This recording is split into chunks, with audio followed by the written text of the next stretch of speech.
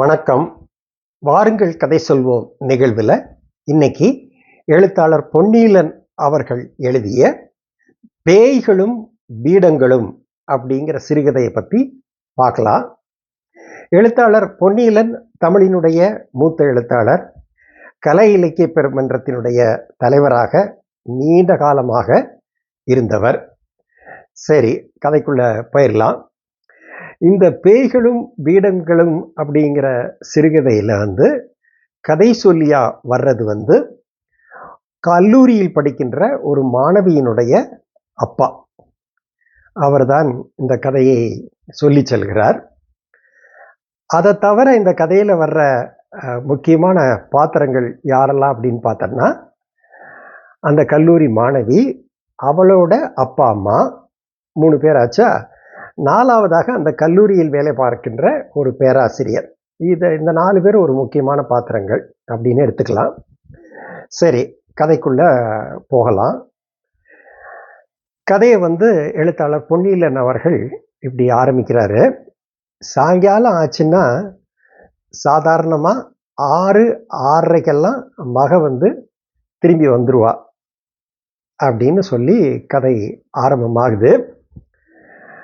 கல்லூரியில் இவங்க இருக்கிற கிராமத்திலேருந்து தள்ளி அங்கே மக படிக்கிறா. அவள் கல்லூரியிலேருந்து திரும்பி வர்றது ஒரு 6:30க்குள்ளே ஆயிரும், சேர்ந்துருவா. ஆனால் அன்னைக்கு வந்துருவான்னு பார்த்துக்கிட்டே இருக்காங்க. ராத்திரி 8 மணி ஆயிடுச்சு, இன்னும் அவள் சேரலை. செல்ல மகள் சேரலை அப்படிங்கிறதுல இவங்க அம்மா அப்பா 2 பேருக்குமே ரொம்ப பயங்கர டென்ஷன் ஆயிடுது.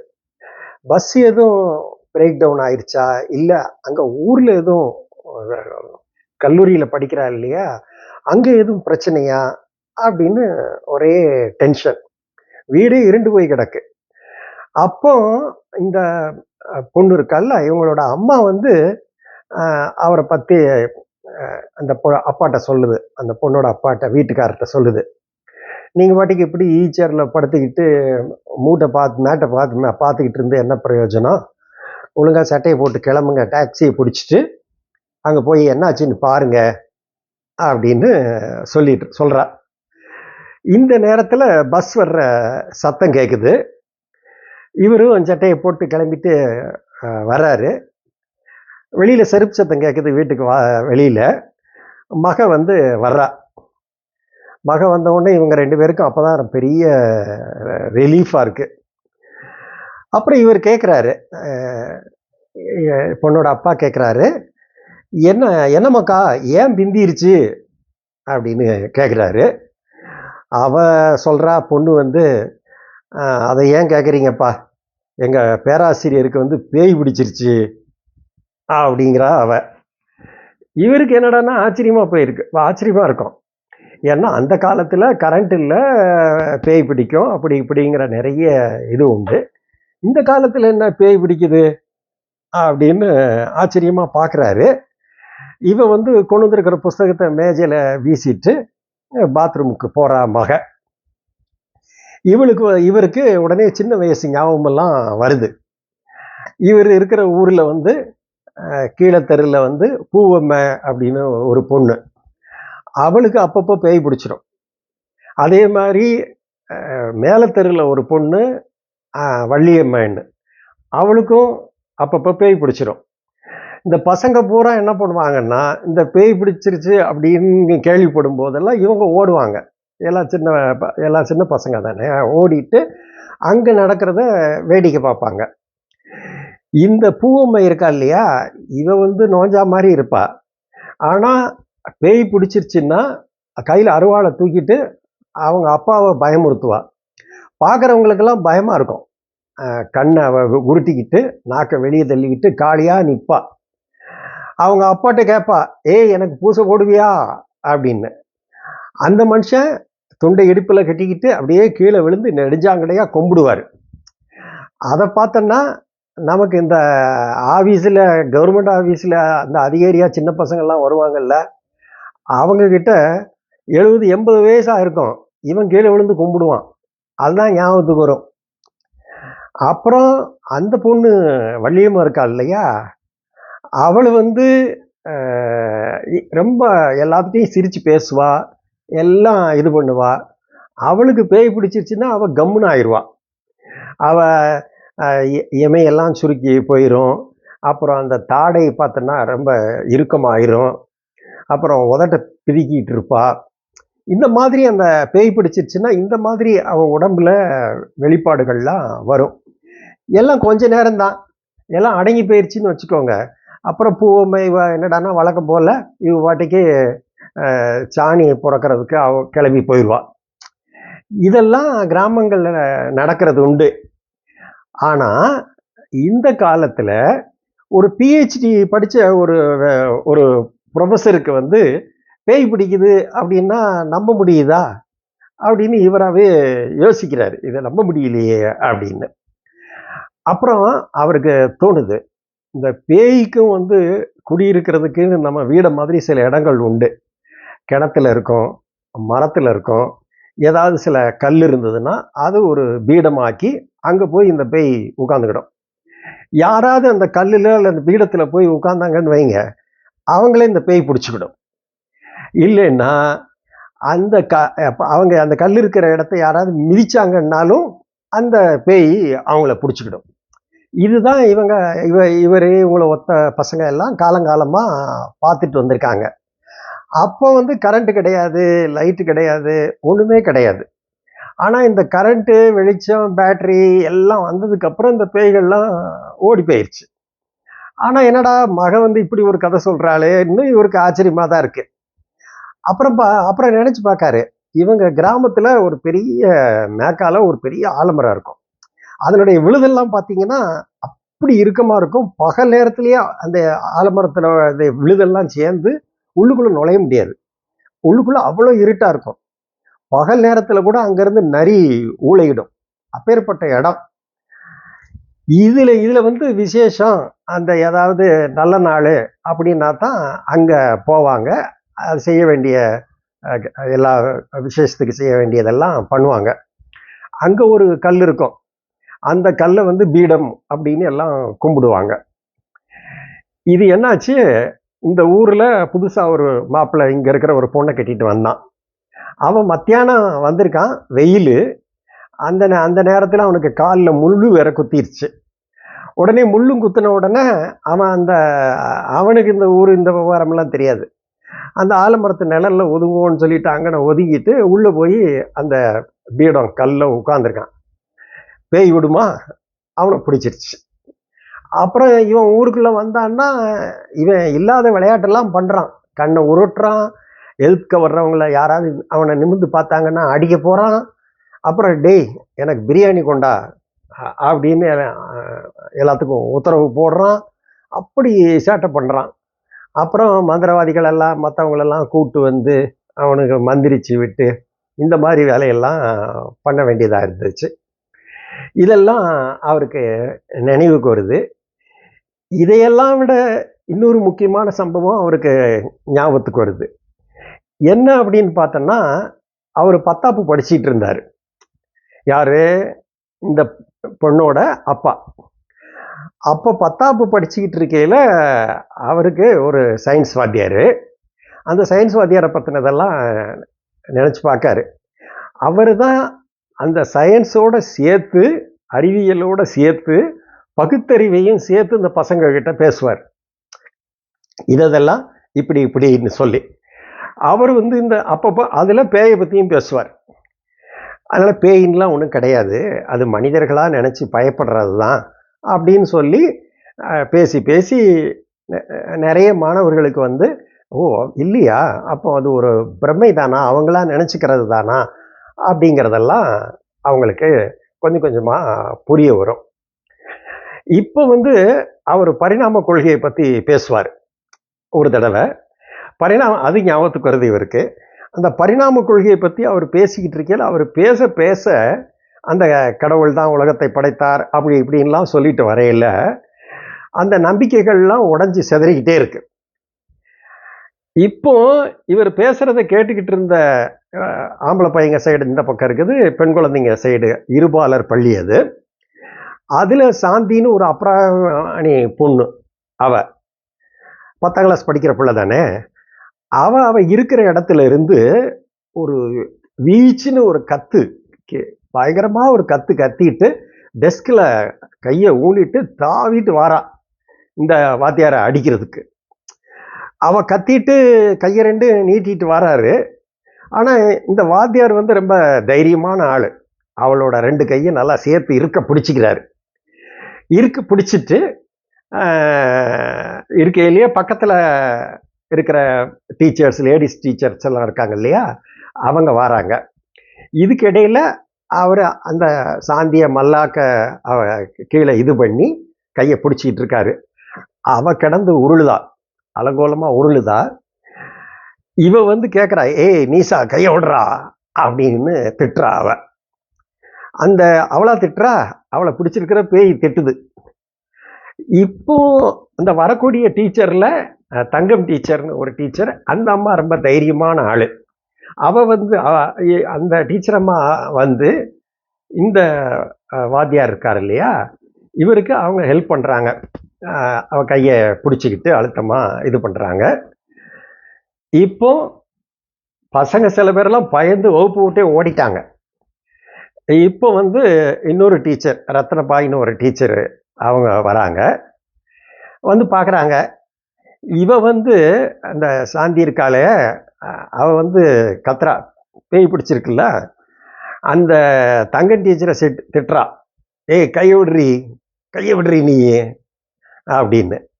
அப்புறம் தொடர்ந்து பேசுறா, ஐயோ காந்துதே தண்ணி ஊத்துங்களேன்னு வேற கத்துறா.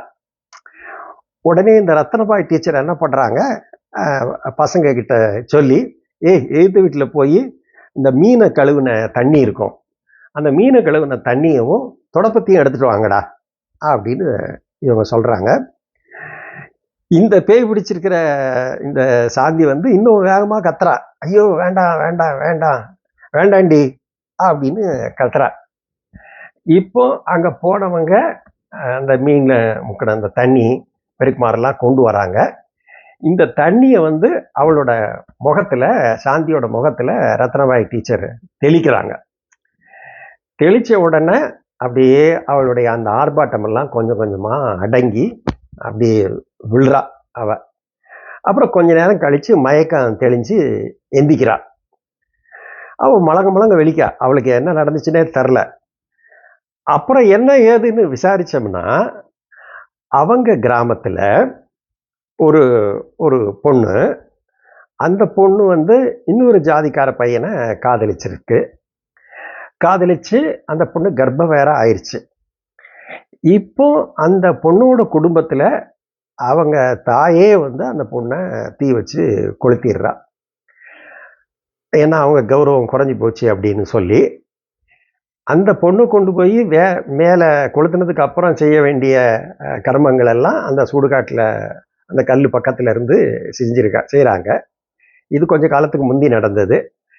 அந்த கல்லுல தான் இவ விறகு பெருக்க போவா இந்த சாந்தி. அப்போ அந்த கல்ல உட்கார்ந்துருக்கா. அப்போ பேய் பிடிச்சிருச்சு இவளை. இதனாலதான் இவ இந்த இதை பத்தி இங்க பேசிக்கிட்டு இருக்கையில அதனுடைய வெளியீடு இவளுக்கு இங்க வருது இப்படிங்கிற கதை தெரியுது.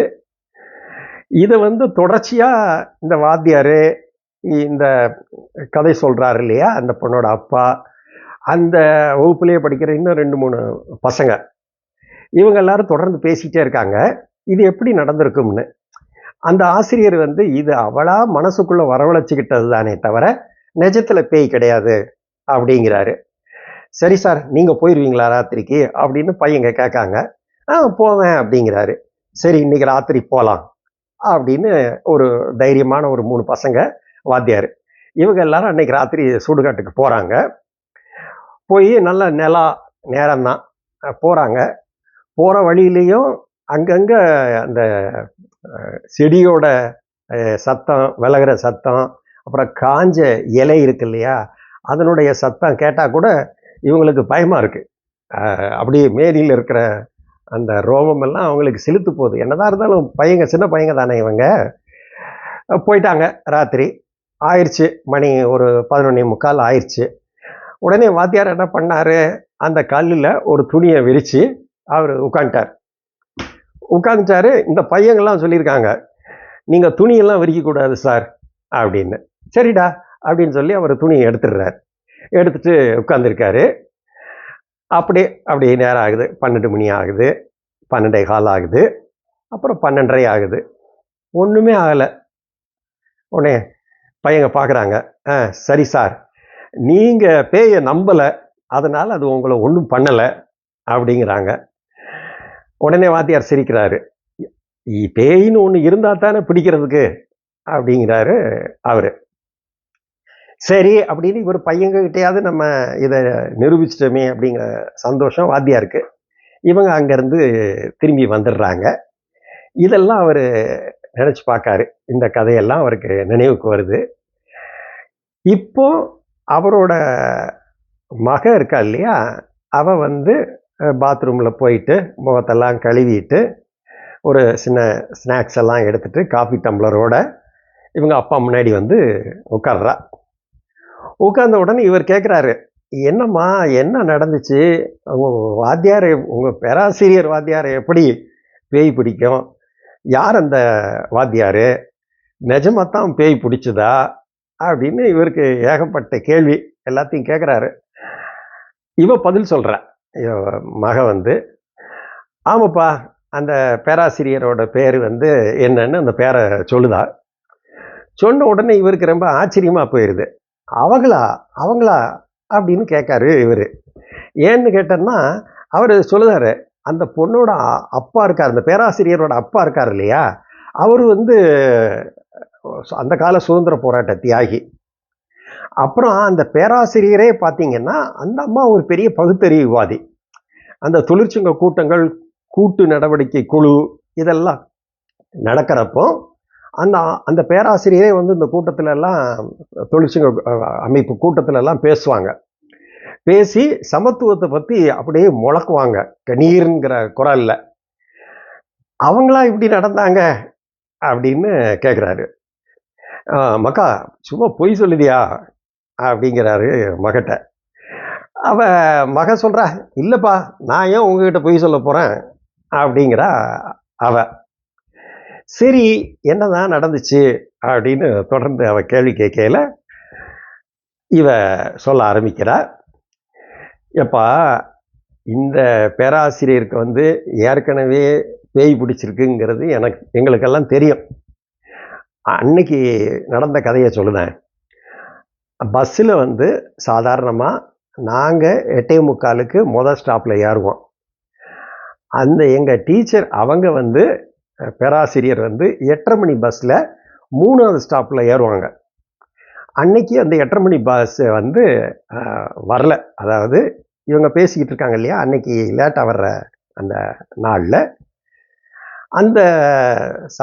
அது லேட்டாக வந்ததுனால இவங்க 8:45 பஸ்ஸில் ஏற வேண்டிய கதையாயிருச்சு. இதுக்கு இடையில இவன் முதல் ஸ்டாப்பில் ஏறி வர்றா இல்லையா, அவளுக்கே உட்கார இடம் கிடைக்கல.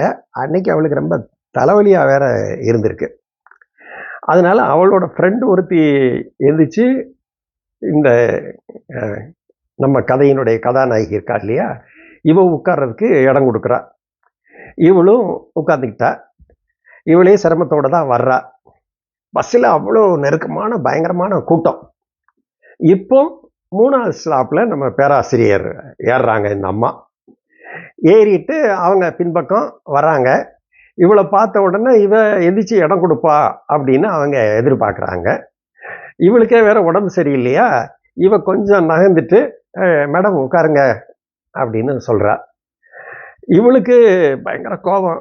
இல்லை வேண்டாம் அப்படின்னு இவ எந்திரிச்சு இடம் கொடுக்கலையேன்னு வேண்டாம் அப்படின்னு மறுத்துடுறா. அது கொஞ்சம் தூரம் பஸ் போகுது. போன உடனே அடுத்தடுத்து வர்ற ஒரு ஸ்டாப்பில் வந்து ஒரு ப்ரெக்னெண்ட்டாக இருக்கிற ஒரு லேடி, கர்ப்பமாக இருக்கிற பொண்ணு, அந்த பொண்ணு ஏறுது. பார்த்தாலே நிறைய மாத சூலி மாதிரி தெரியுது.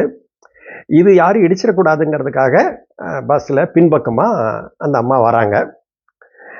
இவ பார்க்குறா. பார்த்த உடனே எந்திரிச்சு இடம் கொடுக்கா, உட்காருங்க அப்படின்னு சொல்லி. இந்த டீச்சர் இவ பார்த்துக்கிட்டே தான் இருக்காங்க இந்த அம்மா பேராசிரியர் வந்து. இவ உட்காந்து இடம் கொடுத்து வந்தாச்சு, காலேஜுக்கு வந்தாச்சு. அப்புறமேல இந்த இவங்க டீச்சரை கூட்டு விடுறாங்க. கூட்டு விட்டு, நீ என்ன நினச்சிக்கிட்டு இருக்க உன் மனசில், ஆச்சா பூச்சான்னு கத்துறாங்க. என்ன டீச்சர்னு, நீ அந்த அம்மாவுக்கு மட்டும் எந்திரிச்சு இடம் கொடுப்ப, நான் வந்தால் எந்திரிச்சு இடம் கொடுக்க மாட்டியா நீ அப்படின்னு. நான் யார் தெரியுமா உனக்கு? என்ன மதிக்க வேண்டாம், என்னுடைய பீடத்தை நீ மதிக்கணுமா இல்லையா? நான் வந்து ஒரு ஒரு பொறுப்பான ஒரு பேராசிரியர் இந்த துறையில். நீ எனக்கு எந்திரிச்சு இடம் கொடுக்கணுமா இல்லையா? என்ன நினச்சிக்கிட்டு இருக்க நீ உன் மனசில் அப்படின்னு ஒரே கத்தல். இவங்க வெளியில் போனால் ஸ்டூடெண்ட்ஸ் திரண்டுட்டாங்க. இந்த அம்மா சத்தம் போடுறது மற்றதை எல்லாம், அதுவும் ஒரு கோயட் காலேஜ் தான், எல்லாரும் அவங்களும் கேட்டுட்டு தான் இருக்காங்க. இப்போ இதை வந்து இவளுடைய கிளாஸ் டீச்சர் ஒருத்தர், அவர் ஒரு ஆண், அவர் போய் இந்த டீச்சர்கிட்ட போய், இந்த பேராசிரியர் அந்த அம்மாட்ட போய், என்னம்மா இதை போய் பெருசுப்படுத்துறீங்களே அப்படி இப்படின்னு கேட்குறாரு. அட நீ போயா அப்படின்னு அந்த அம்மா வந்து அவரையும் உதறி பேசுது. அப்புறம் நீ இங்கே ஒழுங்காக இருக்கணுமா, ஒழுங்காக படிக்கணுமா வேண்டாமா அப்படி இப்படின்னு ஆட்டம்னா ஆட்டம், அப்படி ஒரு ஆட்டம் ஆடுது, கையை தூக்கி ஆடுது, அப்படி பேசுது. ரொம்ப உணர்ச்சி வசப்பட்டு அந்த அம்மா பீடம்னு தொடர்ந்து பீடத்தை பற்றி பேசிக்கிட்டே இருக்கு. உடனே இவங்களுக்கு பிடிச்சிருக்கிறது வேற பேய் இல்ல அப்படிங்காரு நம்ம இந்த பொண்ணோட அப்பா. எந்த பீடம் தான் என்னப்பா, அவனுக்கு அந்த ஒரு அதிகாரம் அப்படின்னு ஒன்று ஏறி உட்காந்துட்டான்னா அதில் இருந்து இவங்க ஆடுற ஆட்டம் என்னவா இருக்குது அப்படின்னு. அந்த காலத்தில் படிக்காதவங்களும் வெளிச்சம் இல்லாத நேரத்திலையும் அவங்கள பேய் பிடிச்சிது. ஆனால் இந்த காலத்தில் அதிகாரம்ங்கிற பீடத்தில் உட்கார்ந்துருக்கிறவங்களுக்கு அந்த அதிகாரம்ங்கிற பீடத்தோட பேய் பிடிச்சிட்டு அவங்கள இந்த ஆட்டம் ஆட வைக்குது. இதுக்கு அடிமையாகாதவங்க யார் இருக்கா? ஒவ்வொரு இடத்துலையும் அந்த பீடத்தில் உட்கார்ந்து எல்லாத்தையும் ஆட்டி வைக்கணும்னு நினைக்கிறாங்க அப்படின்னு மக பேசுதா. இவங்க அம்மா உள்ளிருந்து கேட்டுக்கிட்டு இருக்காங்க. உடனே நல்லா சொன்னேன் மகா அப்படின்னு அவங்க அம்மா ஓடியாராங்க. கேளுங்க அப்படின்னு வீட்டுக்காரரு அந்த பொண்ணோட அப்பாட்ட சொல்லுதாங்க. என்ன அழகா சொல்லுதா பாருங்க அப்படின்னு சொல்லிட்டு தொடர்ந்து அந்த அம்மா சொல்லுது, மகட்ட சொல்லுது, உங்கள் அப்பாவோட நம்ம 2 நாளைக்கு முந்தி உங்கள் சித்தி வீட்டுக்கு போயிருந்தோம்ல, அப்போ சாம்பார் குழம்புல எல்லாம் கொஞ்சம் உப்பு ஜாஸ்தியாக இருந்தது. உப்பு ஜாஸ்தியாக இருக்கிறப்போ இவர் என்ன பண்ணார், பரவாயில்லன்னு அப்படி குழஞ்சாரு. ஆனால் இதே இது வீட்டில் இருந்திருந்தா என்ன நடந்திருக்கும்? வீட்டில் நடந்திருந்தா அந்த தட்டை தூக்கி எரிஞ்சிருப்பார். ஏன்னா வெளியில் அவர் மனுஷன், வீட்டுக்குள்ளே புருஷன். இந்த புருஷங்கிற பீடம் வந்து இவரை இந்த விதமாக ஆட்டுது அப்படின்னு சொல்லிட்டு அவளோட இவ்வளோ நாள் இருக்கிற சில குமுறல்களை அம்மா சொல்கிற. சொன்ன உடனே இவருக்கு என்ன பதில் சொல்கிறதுனே தெரில. ஆமாம், நம்ம இவ்வளோ மோசமெல்லாம் நடக்கிறோம் வீட்டில் அப்படிங்கிறத அவர் உணர்றாரு. அன்னைக்கு ராத்திரி அவருக்கு தூக்கம் வர மாட்டேங்குது. ஏன்னா தொடர்ந்து இந்த சிந்தனைகளே ஓடிக்கிட்டு இருக்கு. நாம் ஒவ்வொரு அதிகாரத்திலையும் ஒவ்வொரு பீடங்கள்லையும் இருக்கிறவன் அந்த பீடம் வந்து தனக்கு என்னவோ எழுதி வச்ச மாதிரி நினச்சிக்கிட்டு அந்த ஆட்டம் ஆடுறான். அதே மாதிரி வாழ்க்கைகள்லையும் அந்தந்த இடத்துல இருக்கிறவங்க வந்து தங்களை விட கீழே இருக்கிறவங்களை வந்து மோசமாக நடத்துகிறாங்க. நம்மளே நம்மளோட வாழ்க்கை துணைவியை, மனைவியை பொது இடங்கள்லையும் இல்லை மற்ற இடங்கள்லையும் எல்லாரும் இருக்காங்க அப்படிங்கிறத கூட பொருட்படுத்தாமல் எவ்வளோ தூரம் ஏளனமாக நம்ம நடத்தியிருக்கோம் அப்படிங்கிறதெல்லாம் அவருக்கு உரைக்குது. அவரோட வீட்டம்மா வந்து பேசுகிற மாதிரி பேசிட்டு அப்படியே சுடு கோலை வச்சு அவர் நெஞ்சுக்குள்ளேயே குத்திருக்கா அப்படிங்கிறது அவருக்கு தெரியுது. சரி, தவறு தான். இனிமேலாவது நம்மளும் மனுஷனா பீடத்தோட பேய் பிடிக்காம நம்ம நீ எந்த காலத்துலேயும் நடக்கணும் அப்படிங்கிறத இவரும் நினச்சிக்கிறாரு. ஆகுது, மறுநாள் ஆகுது. சரி, காலேஜில் போய் சமாதானப்படுத்துவான் அப்படின்னு மகளோட கிளம்பி போகிறாரு காலேஜுக்கு. அங்கே போய் பேராசிரியரை போய் பார்க்குறாரு. அந்த பேராசிரியர் அம்மா இவளை ரெண்டு மணி நேரம் இவரை வெளியே நிப்பாட்டிருச்சு, கூப்பிடவே இல்லை. 2 மணி நேரம் கழிச்சு உள்ள கூப்பிடுது. இவர் போறாரு. நிக்கிறதுக்கு சீட்டு, உட்கார்றதுக்கு சீட்டு கூட கொடுக்கல. அப்புறம் என்ன அப்படின்னு கேட்குது. இவர் சொல்லுவாரு, இப்படி சண்டே பிரச்சனையாயிருச்சாமே நேற்று அப்படின்னு கேட்டு தவறாக நடந்து போச்சு அப்படிங்கிறாரு. உடனே இந்த பேராசிரியை சொல்றாங்க, சரி என்ன விடுங்க, என்னோட பீடத்துக்காவது இந்த சீட்டுக்காவது அவன் மரியாதை கொடுக்கணுமா இல்லையா, அது கூட தெரியலையே, பிள்ளை என்ன நீர் வளர்த்திருக்கீரு, டிசியை வாங்கிட்டு போறோம் அப்படின்னு இந்த பேராசிரியர் கிட்ட நம்ம அவர்கிட்ட பேசுது. இவர் இதுக்கு மேலே இந்த அம்மாட்ட பேசி பிரயோஜனம் இல்லை, காலேஜில் பிரின்ஸிபலை பார்த்து பேசுவோம் அப்படின்னு சொல்லிட்டு பிரின்ஸிபலை போய் பார்க்குறாரு. அந்த பிரின்ஸிபல் அம்மாவும் அந்த அம்மாவை அந்த அமுக்கு பேய், இந்த அமுக்கிற பேய் பிடிச்சிருக்கு. அந்த அம்மாவும் தாடையை திறக்கவே இல்லை, வாயவும் திறக்கவே இல்லை, கம்முன்னு இருக்குது.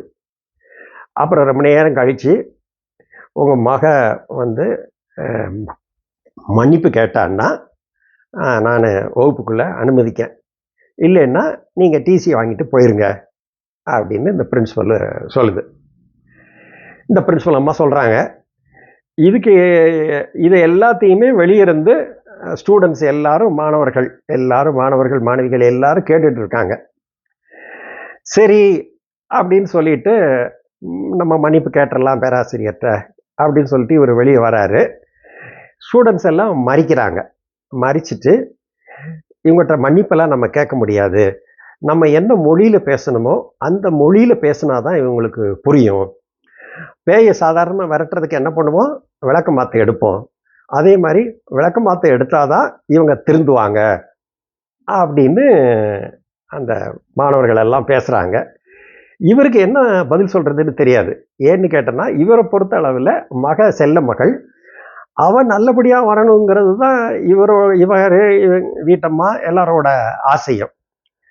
ஆனால் இந்த ஸ்டூடெண்ட்ஸ் எல்லாரும் இப்படி சொல்கிறாங்க. அப்போது இந்த காலேஜோட பொறுப்பில் இருக்கிறவங்க, இந்த பீடத்தில் இருக்கிறவங்க திருந்துறதுக்கு வேற மந்திரம், வேற வழி எதுவும் இல்லையா, இந்த மாணவர்கள் சொல்கிற இந்த விளக்கமாத்த தூக்குறது தான் இதுக்கான ஒரே வழியா அப்படின்னு அவர் கேள்வி கேட்குறதா, மனசுக்குள்ள நினைக்கிறதா இந்த கதையை நிறைவு செய்கிறாரு எழுத்தாளர் பொன்னியிலன். இந்த கதைகள் வாயிலாகவே அவர் தன்னுடைய கருத்துக்கள் என்ன, தன்னுடைய கொள்கை என்ன அப்படிங்கிறத, அந்த காலத்தில் நிறைய இந்த பேய் பிடிக்கிற கதைகள் எல்லாம் உண்டு, அதையும் சேர்த்து ரொம்ப அருமையான முறையில் இந்த கதையை சொல்லியிருக்கிறாரு எழுத்தாளர் பொன்னியிலன். இந்த கதையிலேருந்து ஒரு சின்ன பகுதியை மட்டும் படித்து காட்டிடலான்னு நினைக்கிறேன்.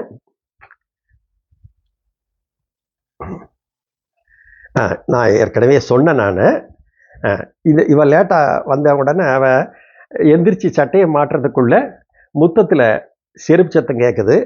சாட்சாத் மகளே தான் வந்துகிட்டு இருக்கிறது. ஏமாக்கா பிந்திருச்சு, எங்கள் மேடத்தை பேய் பிடிச்சிருச்சுப்பா. இது ஒரு இடம். இன்னொரு இடத்துல பாருங்க, ரொம்ப ஒரு அழகான மொழி. அவங்க பேச்சு கண்ணீர்னு இருக்கும். யாரு, அந்த பேராசிரியரை பற்றி இவர் சொல்லுதார் மகட்ட. வார்த்தைக்கு வார்த்தை சமத்துவத்தை வலியுறுத்துகின்ற பகுத்தறிவு கருத்துக்கள் மின்னும். அப்படிப்பட்டவங்களுக்கா பேய் பிடிச்சிருக்கு? உடனே அப்படி கேள்வி கேட்டுட்டு கேட்காரு மகட்ட, மக்கா சும்மா கிண்டலுக்கு சொல்றியா அல்லது நிஜமாவே அவங்களுக்கு பேய் பிடிச்சிருக்கா? மக சொல்ற, நிஜமா தான்ப்பா, நான் ஏன் உங்ககிட்ட பொய் சொல்ல போறேன்.